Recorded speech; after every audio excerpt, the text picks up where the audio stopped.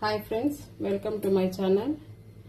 ಉಳಿದಿರೋ ಅನ್ನದಲ್ಲಿ ಇವತ್ತು ಬೋಂಡ ಮಾಡೋದು ಹೆಂಗೆ ಅಂತ ನೋಡೋಣ ಬನ್ನಿ.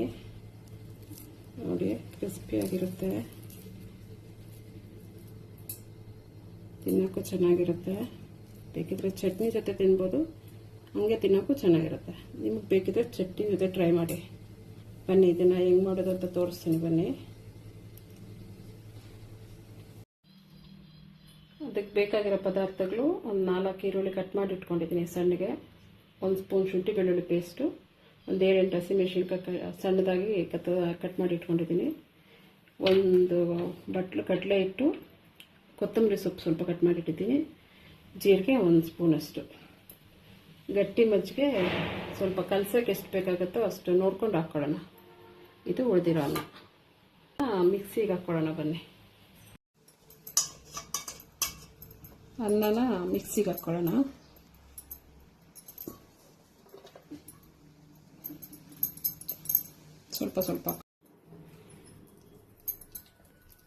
ಸ್ವಲ್ಪ ಮಜ್ಜಿಗೆನೇ ಹಾಕ್ಕೊಂಡು ರುಬ್ಕೊಳ್ಳಿ, ಇಲ್ಲ ಅದು ತಿರುಗಲ್ಲ, ಅದು ಮಿಕ್ಸಿ ಓಡಲ್ಲ. ಅದು ರುಬ್ಬಿರೋ ಅನ್ನದ ಜೊತೆಗೆ ಈರುಳ್ಳಿ,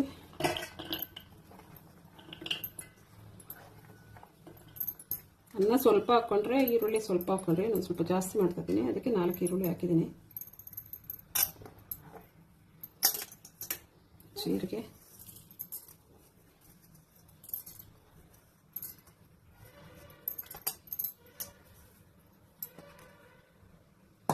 ಹಸಿಮೆಣಸಿನ್ಕಾಯಿ, ಖಾರ ನಿಮಗೆ ಎಷ್ಟು ಬೇಕೋ ಅಷ್ಟು ಹಾಕ್ಕೊಳ್ರಿ. ನಾವು ಸ್ವಲ್ಪ ಖಾರ ತಿಂತೀವಿ ಅಂತ ಸ್ವಲ್ಪ ಜಾಸ್ತಿ ಹಾಕಿದೆ. ಶುಂಠಿ ಬೆಳ್ಳುಳ್ಳಿ ಪೇಸ್ಟ್, ಕೊತ್ತಂಬರಿ ಸೊಪ್ಪು,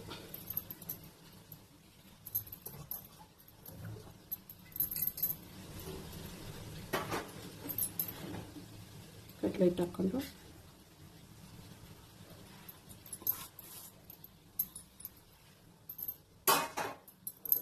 ರುಚಿಗೆ ತಕ್ಕಷ್ಟು ಉಪ್ಪು.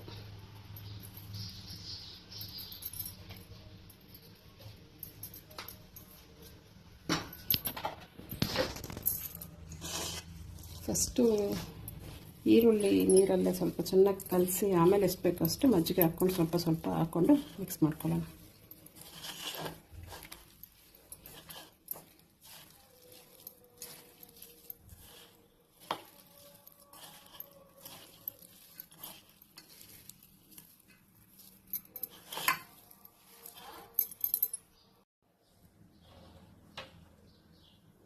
ಮಜ್ಜಿಗೆ ಸ್ವಲ್ಪ ಹಾಕ್ಕೊಂಡ್ರೆ ಸಾಕಾಗುತ್ತೆ ಅನಿಸುತ್ತೆ. ಸ್ವಲ್ಪ ಹಾಕ್ಕೊಂಡೆ ಮಾಡ್ಕೊಳ್ಳಿ. ಜಾಸ್ತಿ ತೆಳ್ಳಗಾದರೆ ಚೆನ್ನಾಗಿ ಬರಲ್ಲ ಬೋಂಡ.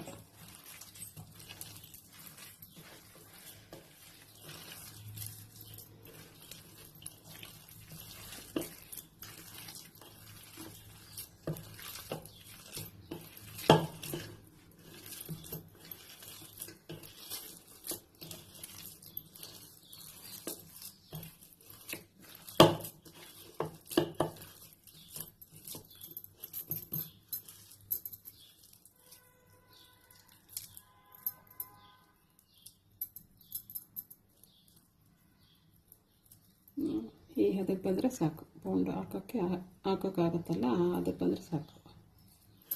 ಇದು ಒಂದು 5 ನಿಮಿಷ ರೆಸ್ಟ್ ಮಾಡೋಕೆ ಬಿಟ್ಬಿಡಿ ಹಿಟ್ಟನ್ನ. ಅಷ್ಟೊತ್ತಿಗೆ ಎಣ್ಣೆ ಕಾಯಕ್ಕಿಟ್ರೆ ಅಷ್ಟೊತ್ತಿಗೆ ಇದು ಸರಿ ಹೋಗುತ್ತೆ.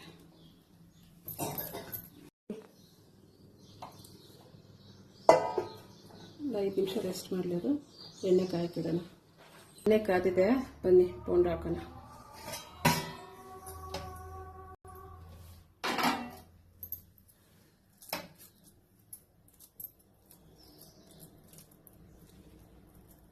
ಇಷ್ಟು ತಗೊಂಡ್ರೆ ಸಾಕಾಗುತ್ತೆ.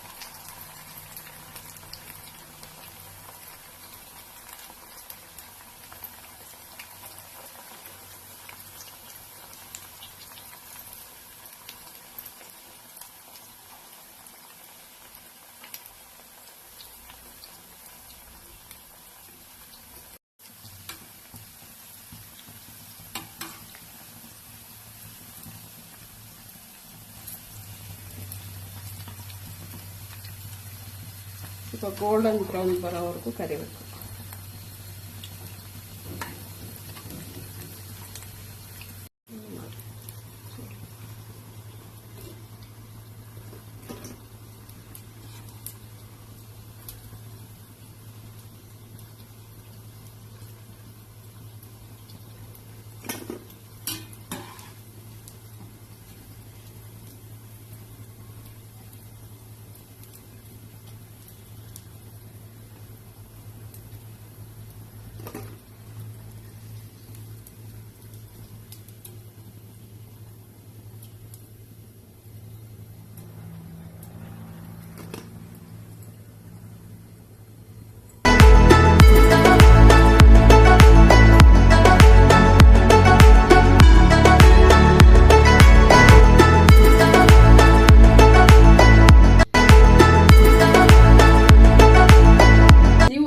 ಟ್ರೈ ಮಾಡಿ, ತುಂಬಾ ಚೆನ್ನಾಗಿರುತ್ತೆ.